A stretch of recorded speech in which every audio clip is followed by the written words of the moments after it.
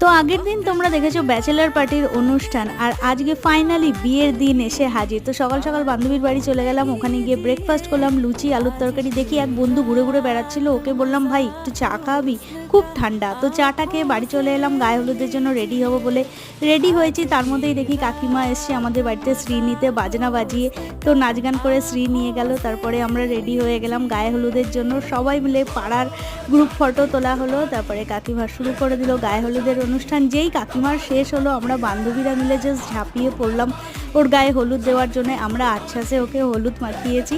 হলুদ মাখানোর পরে কিছু ফটোশ্যুট করার ছিল, তার জন্য আমরা ফুল টুল ছুঁড়লাম, ছুঁড়ে ব্যান্ডপাটি বাজনা নিয়ে গেলাম গঙ্গাবরণ করতে। গঙ্গাবরণ করতে গিয়ে আমরা দারুণ মন খুলে নেচেছি, দারুণ আনন্দ করেছি। আর চ্যানেলটাকে অবশ্যই সাবস্ক্রাইব করে রাখো, কারণ বিয়ের ভিডিও আসছে।